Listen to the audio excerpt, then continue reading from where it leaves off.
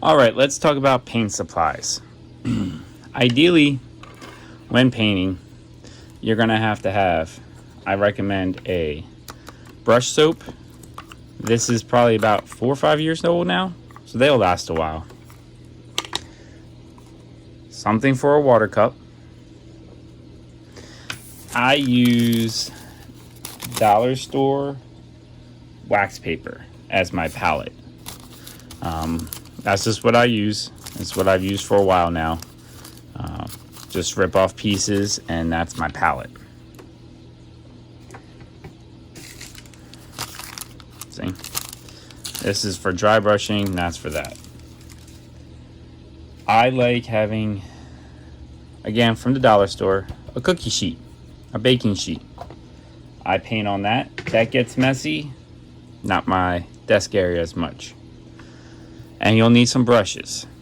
Ideally, I use 8, 3, a size 1, and then sometimes a 3/0 as my brushes.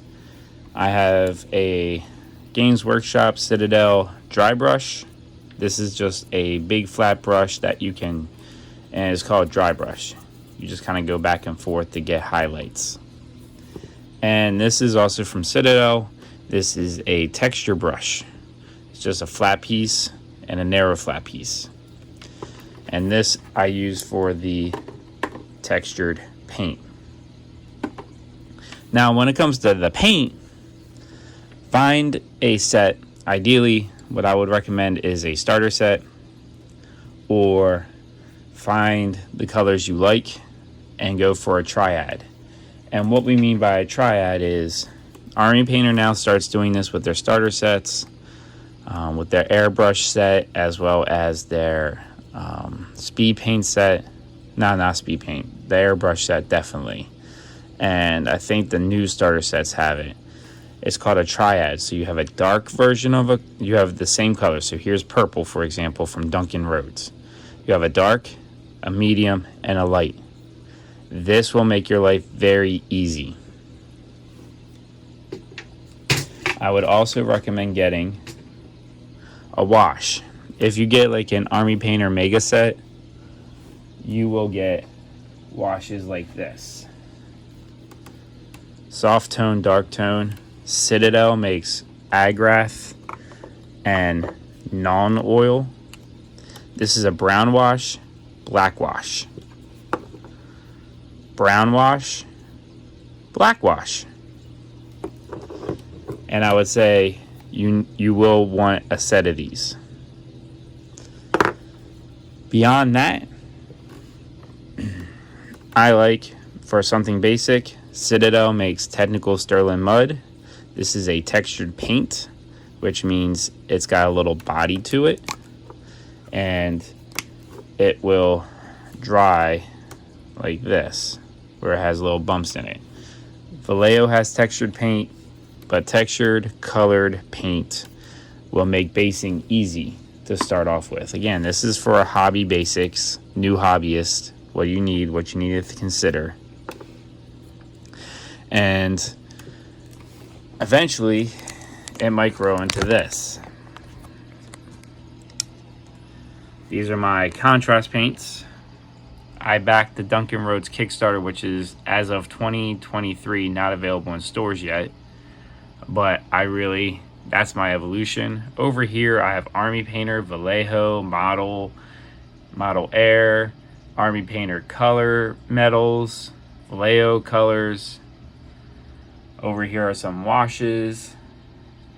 So this is my current paint setup. You do not need all these when you start. And eventually you don't need to have all these. Right now I'm really content with the Duncan Rhodes set. And if you get Army Painter ones, same deal. I started with Army Painter.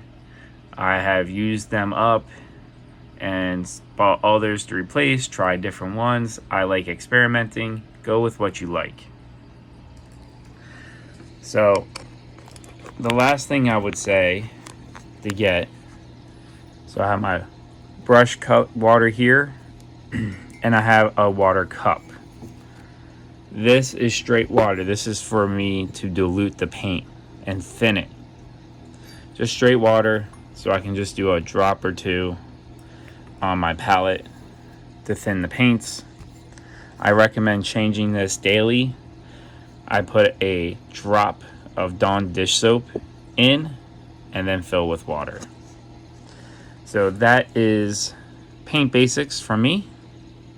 Oh, the other recommendation is a nice light.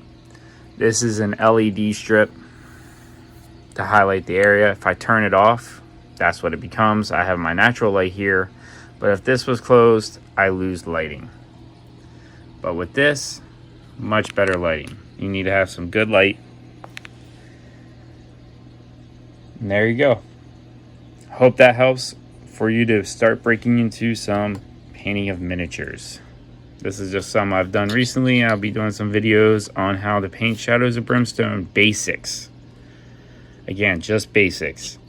Could this be more elaborate? Yes.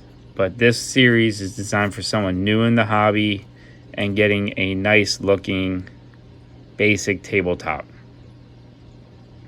So, with that, thanks for watching. Thumbs up if this helped, and put questions in the comments.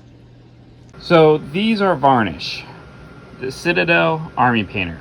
Both solid, both work really well. Again, just like rattle canning, you need to think about what you're going to do with spraying with these. You need certain temperatures. Being able to spray outside is not only so much, but this is crucial to keeping your paint jobs good, because miniatures get knocked around. They can still chip with these on them, but this protects your miniatures. So the final stage after you're finished painting is spray them with a varnish. Anti-shine, matte finish are awesome to make the miniatures pop. So when we talk about varnishing, this is what we're talking about. There are brush varnishes, there's gloss varnishes, but stick with matte for your beginning.